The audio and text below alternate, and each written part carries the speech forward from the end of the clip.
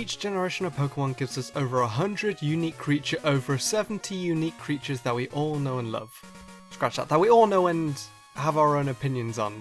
But what if I told you that there were actually Pokemon that were revealed a generation early, or were supposed to be in a specific generation, but were saved for a different generation?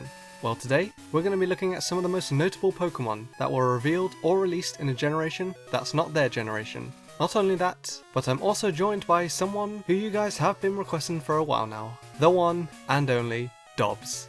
What's going on, guys? This is Dobbs here. If you don't know who Dobbs is, he's another Poketuber who covers Pokemon top 10s, trivia, gameplay and more. If you want to get a good feel of what Dobbs is about, I highly recommend these two videos on screen. We also did a video over on Dobbs' channel where we cover some unofficial Pokemon that you might not have heard before. Also be sure to subscribe to Dobbs if you enjoy his content. But with all that out of the way, let's take a look at some Pokemon that were either revealed a bit too early or a bit too late in relation to their respective generation.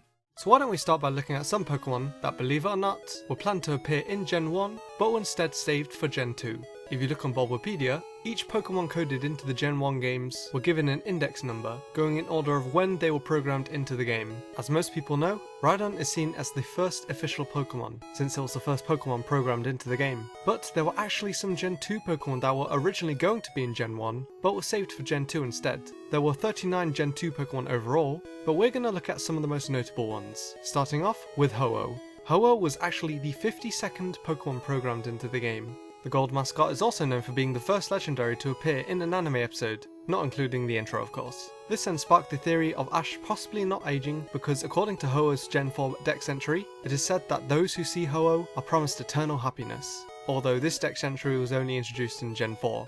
So technically, this theory didn't exist at all during the first 3 generations. Another Pokemon that appeared in the anime before its generation is Donphan. Its index number is 127, which basically means that it was the 127th Pokemon ever created. One of the most notable things about Donphan is that it was one of the first Generation 2 Pokemon ever revealed. And believe it or not, it was actually in the first Pokemon movie. Now, of course, Donphan wasn't revealed as early as Ho-Oh, but keep in mind, the first Pokemon movie was pretty deep in the first generation anime. I mean, what if this happened today? What if in the middle of the Pokemon X and Y anime, you suddenly see a Vigavolt attack Ash? That would be insane. You would see hundreds of videos pop up on YouTube in a matter of seconds, but it would be pretty awesome regardless. Next, we have Porygon 2.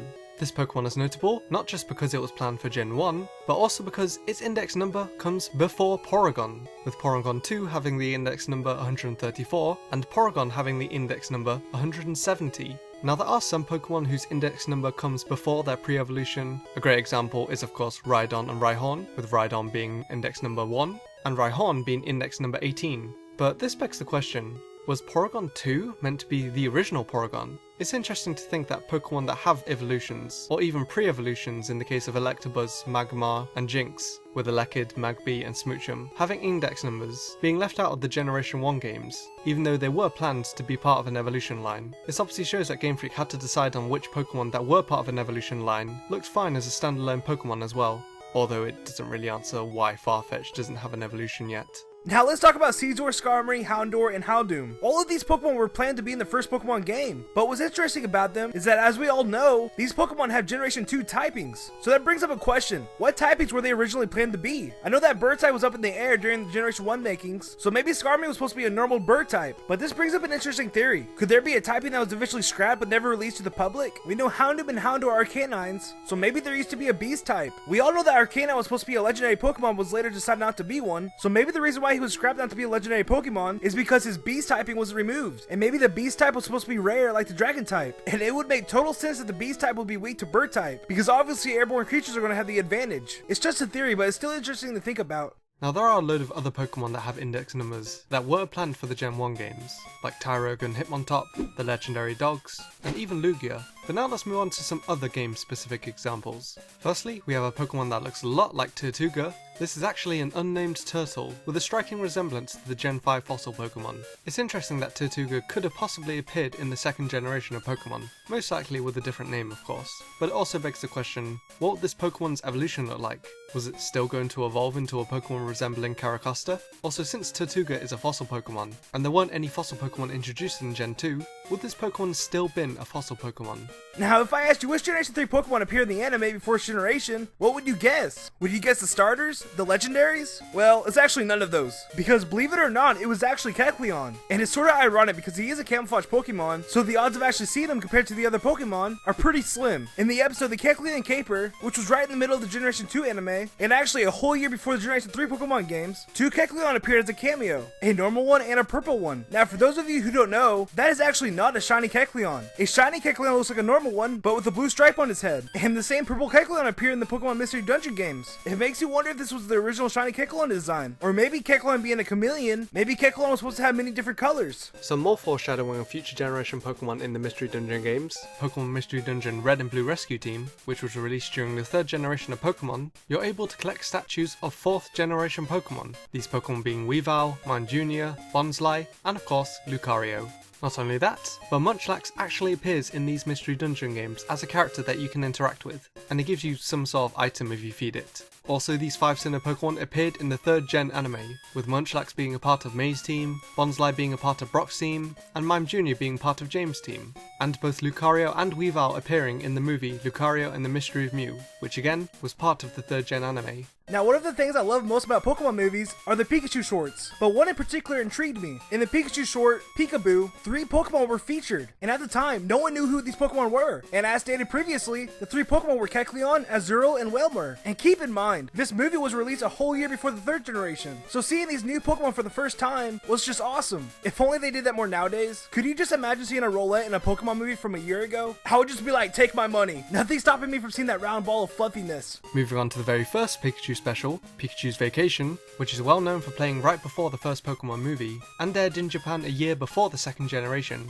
The short starred both a Snubbull and a Marill. Now, as we all know, when Marill was first revealed, for a while it was known as Peekaboo. Since the internet wasn't really a thing back then, people didn't really know when new Pokemon information was going to drop. So because Marill had some similar features to Pikachu, and was blue, it was named Peekaboo. And we can tell that the name Peekaboo definitely caught on, because the Topps company, who were printing trading card games for the first Pokemon movie at the time, actually called Marill Peekaboo, as well as calling Snubbull Buroo. This was later changed, but it's still pretty funny that there's actually proof that the name Peekaboo was definitely a thing back then.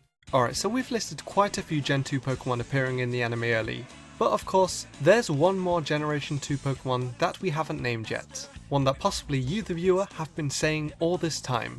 And that Pokemon is of course, Misty's Togepi. You see— Wait, hold on, are you serious? Sorry, Emma, what? Dude, are you kidding me? Did you honestly just say Togepi is a Generation 2 Pokemon? Well, yeah, it is. Man, I thought you were supposed to be a Pokemon master. You should know these things. Do you honestly think Togepi isn't Gen 2? Togepi is definitely a Generation 1 Pokemon.